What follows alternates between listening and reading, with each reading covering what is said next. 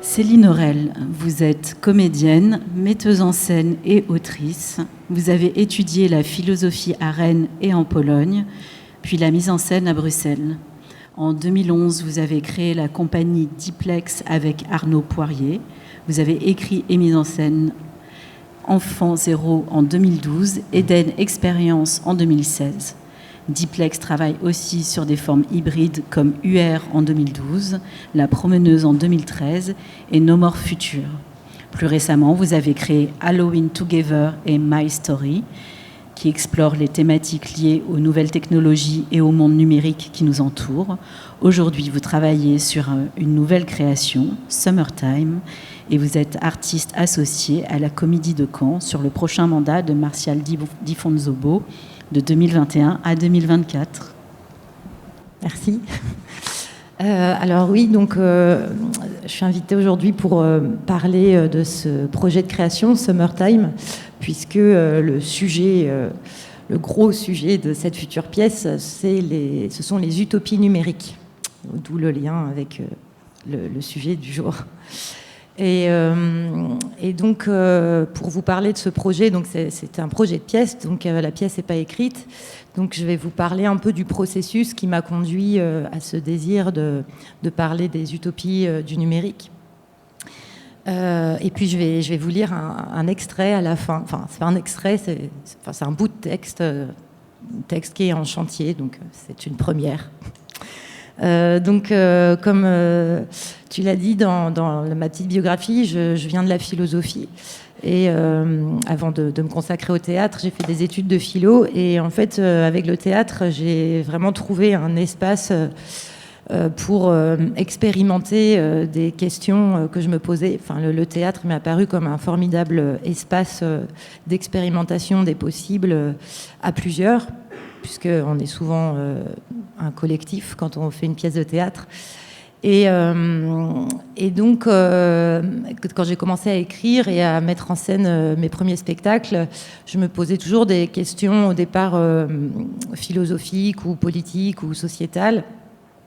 Et il se trouve que, au fur et à mesure, s'est imposé à moi des phénomènes liés aux nouvelles technologies et au monde du numérique. Et donc, dans mes dernières pièces, en fait, à chaque fois, je me suis retrouvée à questionner, interroger un aspect lié au progrès technique ou technologique ou numérique. Et par exemple, donc Halloween Together, je me suis intéressée au site qui propose de fabriquer un avatar post-mortem de soi, une petite intelligence artificielle qui nous permettrait de devenir éternel et de continuer à parler avec les vivants après notre mort.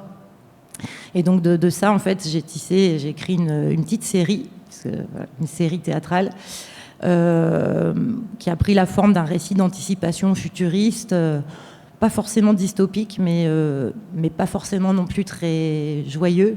Enfin, c'était pas catastrophique, mais... Et donc, voilà, je me suis aventurée dans le récit d'anticipation avec Halloween Together.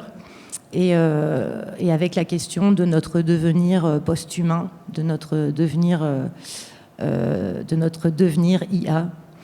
Et ensuite, dans la pièce qui a suivi, My Story, je me suis intéressée à la manière dont on se représentait sur les réseaux sociaux au travers du selfie. Et je me suis plongée dans le travail de Marion Zilio, qui est critique d'art et qui a écrit un livre qui s'appelle Face World, la fabrique du visage au XXIe siècle, et qui retrace en fait toute l'histoire de l'autoportrait de la peinture jusqu'à Instagram. Et en plongeant dans ces recherches, j'ai fini par écrire l'histoire d'une femme qui se retrouve submergée par toutes ces images d'elle et des autres. Et donc, ça s'appelle My Story. Et en fait, ça présente plus un personnage qui, quelque part, est dans une espèce d'hyper présent, d'hyper réalité permanente, et qui se retrouve fracassé par ce présent dystopique, justement. Enfin, du coup, c'est le début du livre d'Utopie radicale. Ce personnage est un peu en train de se poser ces questions, comme le début du livre. Et tout en écrivant ça, l'idée c'était d'écrire un texte performatif qui vient aussi chercher avec le corps, la langue, le langage, une forme de révolte et de désir de se retrouver, de se réapproprier sa propre image, son propre corps. Et donc du coup, ce texte, il est pas dystopique, mais il est assez... Enfin, comment dire, à un moment donné, ce personnage est submergé, comme on peut l'être par moment avec le monde dans lequel on vit. Et ce que je veux dire là-dessus, c'est que ce que je me suis rendu compte à travers des différentes pièces que j'ai pu monter, c'est que parfois le spectateur va être sensible au fait de voir une pièce qui parle de problèmes, que ce soit de problèmes du présent ou alors de la dystopie du futur, la catastrophe. Il va être sensible à ça parce que tout d'un coup on en parle, on vit la fiction et du coup ça permet via la catharsis de se dire je suis pas tout seul à être dans la catastrophe. En fait on est nombreux à en être conscients. Et puis il y a aussi des spectateurs qui au contraire vont sortir de là en disant oh là là non mais en fait j'ai plus envie d'entendre tout ça, j'ai plus envie, j'ai envie d'être comme ça en fait. Et voilà, ça m'a valu par exemple une spectatrice qui a laissé un commentaire sur un de mes premiers spectacles qui a dit heureusement qu'après le spectacle il y avait la soupe au potiron. Et du coup ça m'a marqué ce truc parce que je me disais à côté de ça il y a des gens qui me disent ça me fait du bien qu'on parle de ça, et puis d'autres personnes qui se disent heureusement qu'il y avait une soupe au potiron pour oublier le spectacle que je lui avais fait subir. Bref. Évidemment, quand on est dans une dimension critique et la construction de fiction qui peuvent pousser loin certains phénomènes qu'on vit. Enfin, moi, c'est un peu ça que je fais avec le théâtre, c'est-à-dire que, voilà, avec cette idée d'avatar post-mortem, si je pousse cette situation où on se retrouve à parler avec des IA comme si c'était notre grand-mère, jusqu'où ça va, jusqu'à quel monde ça va, et donc forcément, ça peut aller vers des choses effrayantes. Mais aussi très drôle, enfin bref. Donc en tout cas, moi, la fiction, j'utilise dans ce sens-là. Mais au travers de ces 2 derniers spectacles, de ces 2 dernières pièces, il y avait quand même ce truc aussi où je me disais, mais comment être dans une forme critique sans être dans un fatalisme, et comment peut-être de ce personnage de My Story que par ailleurs j'interprète, comment je peux partir de ce personnage qui... Donc l'histoire, c'est qu'elle est sur un banc, elle s'assoit sur un banc un soir où il pleut, et puis elle va rester toute la nuit sous la pluie à brasser toutes ces histoires personnelles, les histoires personnelles des autres qui la traversent. Et en fait, elle va passer cette nuit-là presque dans une espèce de forme d'immobilisme, et au fur et à mesure, les choses vont sortir d'elle, et elle va finir par se lever, et le texte finit par rassemble-toi, lève-toi du banc. Voilà, c'est la dernière phrase de My Story. Et donc, du coup, j'ai voulu que ma prochaine pièce, ce soit quelqu'un qui se lève du banc et qui se dit ça, rassemble-toi, lève-toi du banc. Et il se trouve que quand je travaille, donc au début, je fais plein de recherches, de lectures, de chercheurs, chercheuses, beaucoup de chercheuses d'ailleurs, de documentaires, d'interviews, de gens liés aux thématiques qui m'intéressent. Donc ça, c'est la partie documentaire, pour ensuite faire une fiction et créer des personnages et ma petite fiction théâtrale, expérimentale, artisanale, avec des gens. Et pendant My Story, je tombe sur la série documentaire d'Arte, Les dinosaures du web. C'est une petite série de plusieurs épisodes qui revient sur des moments, sur des anecdotes, des expériences passées liées au développement d'Internet. Et dedans, il y a l'histoire de Pamela Hart English, qui est une informaticienne hippie qui vit à San Francisco dans les années 60 et qui fait partie d'une communauté hippie geek d'informaticiens à San Francisco qui s'appelle Resource One. Et dans cette communauté, ils ont récupéré un ordinateur, donc un gros truc, on est dans les années 60, quoi. Et avec cet ordinateur, Pamela Hart English va mettre au point un réseau entre les différents centres de contre-culture dans la baie de San Francisco pour faire circuler des informations militantes et donc créer un véritable réseau underground, alternatif, entre gens militants, hippies. Enfin voilà. Et en fait, en découvrant cette histoire, alors évidemment, quand on est dans la culture numérique et qu'on connaît toute cette histoire, je pense que beaucoup de gens savent qu'il y a des liens très forts entre les utopies communautaires hippies des années 60 et le développement de l'Internet, de l'ordinateur. Et voilà, que ce lien existe. Moi, je ne savais pas. Et donc, je me dis que, ah bon, il y avait des hippies qui pensaient vraiment qu'avec les ordinateurs et les technologies, c'était des outils qui permettraient de nous émanciper. Et qui permettrait de faire circuler la connaissance et les informations à tous, qui permettrait à tous d'avoir accès à la culture, qui permettrait à tous de se mettre en lien sans passer par des autorités, par libérer des gouvernements. Et après, en fait, je me dis, mais oui, en fait, les réseaux, le monde numérique, le web, c'est hyper hippie en fait. Il n'y a que des mots, on partage, on like, c'est-à-dire on aime, on crée des groupes, on est en réseau. Et en fait, il y a tout un langage qui finalement sont des traces, j'imagine, de ce passé utopiste, utopiste. Et là, je me dis, tiens, ça, c'est vraiment une histoire que j'ai envie de raconter. Et donc, je commence à en parler autour de moi. Et des gens, évidemment, me conseillent aux sources de l'utopie numérique de Fred Turner. Et donc là, je rentre dans la lecture de ces ouvrages.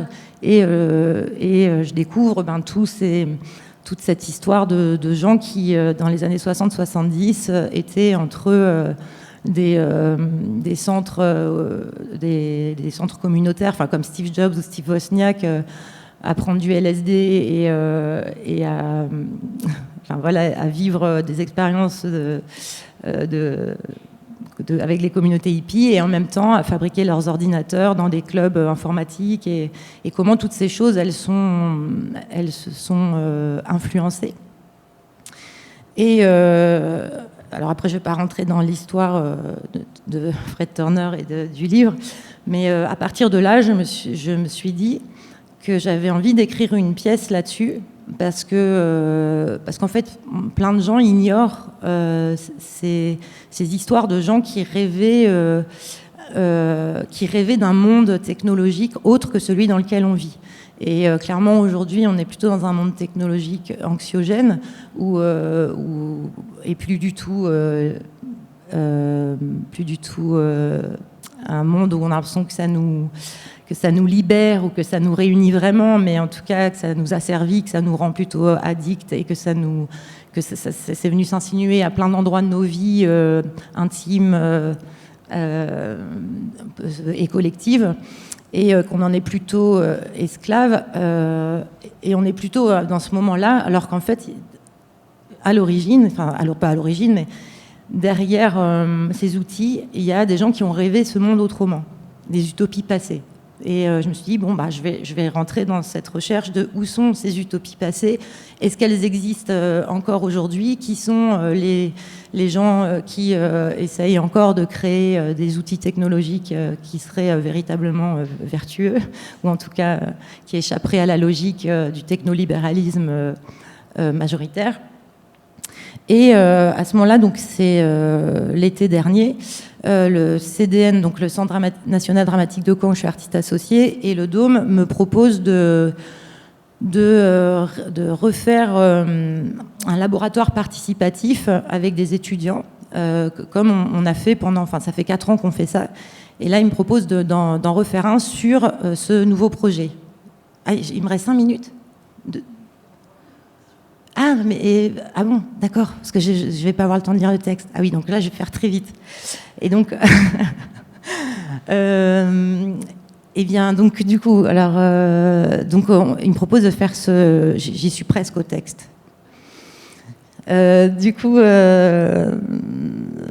Donc voilà, donc l'idée c'est d'être avec 70 étudiants en sociologie, en art du spectacle et en mécatronique, donc des ingénieurs en mécatronique et systèmes embarqués, et de travailler sur la thématique liée à ma pièce pendant 3 jours. Et donc ils sont par groupe de 5 et ils doivent créer une performance ensemble sur une utopie numérique. Et donc, en préparant ce laboratoire, j'ai décidé d'ouvrir la période historique et de plus me focaliser sur les années 60-70, mais de vraiment ouvrir sur le 19e, le 20e jusqu'à aujourd'hui. Et là, j'ai découvert évidemment d'autres personnages historiques hyper importants, comme Ada Lovelace, qui est considérée aujourd'hui comme la première programmeuse de l'humanité, mais qui a été longtemps méconnue. Et donc Ada Lovelace ou encore Hedy Lamarr, enfin je vais devoir aller vite si je veux lire un bout du texte. C'est bien que je lise un bout du texte, mais il faut que je l'introduise. Et donc en fait on propose aux étudiants de travailler sur soit un personnage historique, soit un événement historique du XXe siècle, où derrière il y avait l'idée d'une utopie, derrière l'outil, ou alors la personne qui a inventé un système, elle avait une utopie derrière. Et alors, ce qui s'est passé, c'est que très rapidement, tous les étudiants ont commencé à d'abord écrire des dystopies.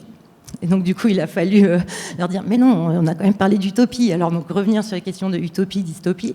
Et ensuite, quand ils sont partis vraiment vers l'utopie, on a assemblé toutes les performances et on en a fait une espèce de fresque théâtrale comme un spectacle. Et alors là, ce qui m'est apparu hyper intéressant, c'est comment, en fait, il y avait des échos qui se passaient au travers du temps entre, par exemple, Ada Lovelace qui crée son programme toute seule dans sa chambre fin du 19e siècle, qui va jamais être reconnue pour ce qu'elle a fait, et finalement, 100 ans plus tard, des femmes qui se saisissent des réseaux sociaux et qui créent le mouvement MeToo. Et comment, finalement, Ada Lovelace, dans sa chambre, pose une graine d'utopie pour elle-même, finalement, pour essayer de s'émanciper au travers de son travail scientifique, et comment finalement ces graines elles vont germer bien plus tard, et comment, tu parlais tout à l'heure des utopies passées justement, comment il y a toute une histoire de graines d'utopie plantées, et comment à un moment elles germent ou pas, ou à un moment elles fanent, et donc du coup je me suis dit que j'allais écrire là-dessus, sur cette histoire des utopies passées jusqu'à aujourd'hui, et écrire une fiction, parce que donc j'aime bien après faire descendre tout ça, toutes ces recherches dans des personnages, et écrire l'histoire d'une fille qui s'appellerait Ada, en hommage à Ada Lovelace, fille d'un couple d'informaticiens qui ont vécu dans les années 60-70, une fille qui reviendrait voir son père pour lui poser des questions, et qui aurait pris, le jour où elle vient voir son père, elle a pris du LSD parce que c'est l'anniversaire de la mort de sa mère qui est morte d'overdose. Et donc le LSD devient une porte qu'on ouvre pour, au travers de l'histoire du père et de cette fille, voyager dans le temps et essayer de passer par toutes ces utopies pour évidemment avoir aujourd'hui se poser les questions critiques sur notre monde et sur le monde numérique de demain. Et donc je vous explique un peu le pitch pour vous introduire le bout de texte que je vais vous lire. Parce que aussi, ce que je voulais dire, c'est que pendant ce laboratoire avec les étudiants, il y a une autre chose qui a été vraiment très très symptomatique, c'est que l'utopie numérique pour les étudiants, c'est un peu naïf, mais il y a la question du féminisme et il y a la question de l'écologie. Et aussi la question de peut-être, a-t-on vraiment besoin de vivre dans un monde technique. Et du coup, voilà, il y a ces thématiques-là que je suis en train d'essayer de tisser dans cette prochaine fiction. Et puis je vais lire le texte, sinon je n'aurai pas le temps, c'est ça. Ah oui, alors pour que je vous introduise, c'est que donc comme le personnage principal, Ada, elle a pris du LSD, comme je vous disais, elle a des visions. Et donc la pièce commencerait par un monologue d'Ada Lovelace, la Ada Lovelace du 19e, qui serait en tenue du 19e et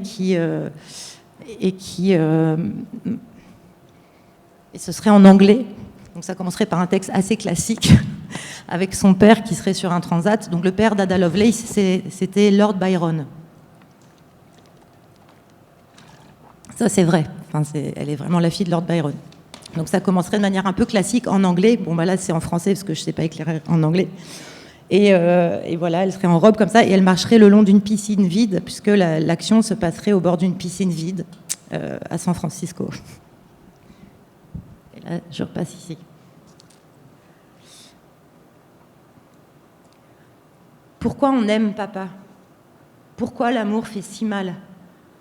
Pourquoi toute ma vie on m'a défié de mon désir? Pourquoi toi, tu as tant aimé et tant détruit? Pourquoi tu as violé ma mère et l'as rendue folle pendant 1 an? Tu tirais avec ton revolver dans le salon sous la chambre où elle était en train d'accoucher de moi. Don Juan de merde. Don Juan qui n'a que le visage de l'ange. Est-ce qu'on a vraiment besoin de plaire? Est-ce qu'on violait les enfants pour les rendre forts? Est-ce qu'on les frappait pour les endurcir? À cette époque, toi, mon père, Lord Byron, enfant abandonné de père, handicapé et frêle, violé par sa nourrice à 9 ans, comment tu as fait pour survivre? Et continuer de clamer ton amour envahissant partout dans le monde. Tu es devenu une star, papa.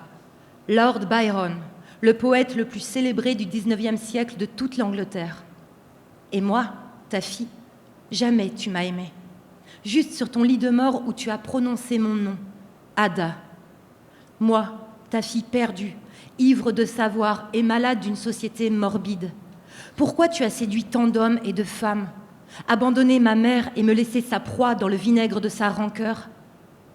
Est-ce que dans ton sang coule celui de ton père qui ruina sa femme, la laissant seule et folle de tristesse pendant qu'il allait aux putes et jouait aux cartes?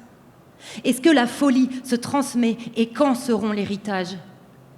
Pourquoi avoir vidé les femmes jusqu'à les trouver ennuyeuses, tristes, moches et sans désir et les jeter? Comment on tue le désir? Pourquoi tu as couru le monde en pleurs et en amour fou, impossible? Tous ces mots, ces mots. Moi j'avais les nombres, papa. Ce qu'on nous laissait en ce temps, les nombres, la science comme passe-temps noble et sans conséquence. Et j'ai inventé l'avenir, papa. J'ai inventé dans la douleur et ma propre débauche dans le jeu et les amants lâches et cupides. J'ai inventé le nouveau monde qui te dépasse de loin parce que les nombres dépasseront les mots dans le futur. Et ça, tu ne le savais pas. Mais moi, dans ma folie de vivre et mon ennui de femme sous vide, je savais que je grandirais après ma mort. Pas de langage, pas de fausse poésie qui illusionne l'esprit, ou plutôt inventer la science poétique. Les nombres, l'algèbre, les mécanismes, comprendre le monde, comprendre le fonctionnement au-delà des arabesques de poèmes narcissiques. On m'a tout interdit. Je me rêvais artiste et musicienne, mais en ce temps, ce n'était pas digne d'une femme de la haute. Alors j'ai cherché le plaisir dans l'intelligence mathématique. Et j'ai trouvé un autre père, pas toi, poète adulé. J'ai trouvé celui qui inventa le premier prototype de l'ordinateur, papa. Un autre monde, un autre espace pour tous les rejetés et les exclus futurs. Moi, tu ne m'as jamais aimé, mais je n'attendais pas ton amour.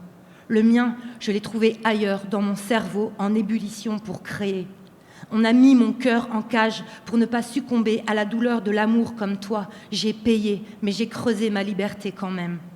Moi, fille de Lord Byron, le poète internationalement reconnu, je deviendrai la première programmeuse de l'humanité sans le savoir. Et pourtant, je ne connaîtrai jamais le succès comme toi. Et c'est encore l'amour qui m'a tuée, ma chair et mes entrailles, mes 3 enfants, mon assignation à la maternité, mon mari qui m'enferme dans son château froid, traversé de courants d'air, et mon utérus qui déraille, et la maladie qui ronge mon corps, mais pas mon esprit, père. J'ai haï être mère. Et passionnée dans ma chambre solitaire, j'ai pensé, j'ai imaginé un monde où le savoir pourrait devenir un système. Le cancer a creusé ma tombe au cœur de ma vie.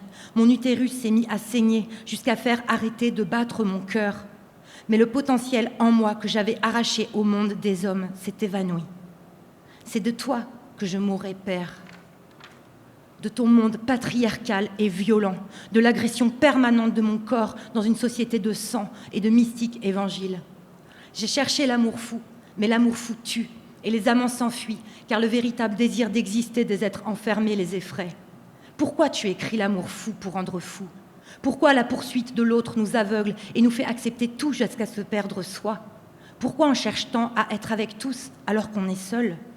Absolument pour toujours seul? Je suis morte seule à l'ombre des nombreux pères et sur les genoux de ma mère jalouse et meurtrie de tant de haine. Et un jour, Mon programme écrit à la plume d'oie sera l'outil qui permettra d'inventer le code, papa, et les réseaux. Et un jour, toutes les femmes pourront crier « Moi aussi, j'ai été violée ». Tous les enfants pourront hurler « Moi aussi, mon père, ma mère, mon oncle, mon frère m'a abusé ». Ce jour-là, toutes les voix de toutes les entrailles hurleront pour tous les siècles où nous fûmes réduites à l'esclavage des hommes, où les enfants furent battus et les garçons endurcis à la frappe au cou pour les rendre brutaux et à leur tour tyrans pour nous élever les uns contre les autres. Mon sang coule de mon utérus sur toutes les générations qui m'ont saigné et étranglé et fait taire. Mais un jour, tout sera à la lumière et je sais, papa, que nombreux seront ceux qui voudront garder le contrôle. Mais le contrôle ne tient pas l'éternité. Il y aura toujours l'esprit affûté de quelques-uns, une qui viendra se lever. J'ai changé la face de l'avenir, papa, quand toi, tu t'es écroulé dans ta poésie romantique, médusée, dans un vieux monde où l'amour était le masque de la violence. Plus de mots. Je suis nombre et je ne crois qu'aux algorithmes de la pensée. Les mots sont mensonges. Papa, je dormirai avec toi pour toujours. Ma tombe à côté de ta tombe, pour le mariage incestueux parfait entre la science et la poésie, entre l'enfant garçon violé devenu homme violent et la fille écrasée devenue folle, mère indigne, passionnée, rêvant d'être. Juste être. Merci beaucoup Céline.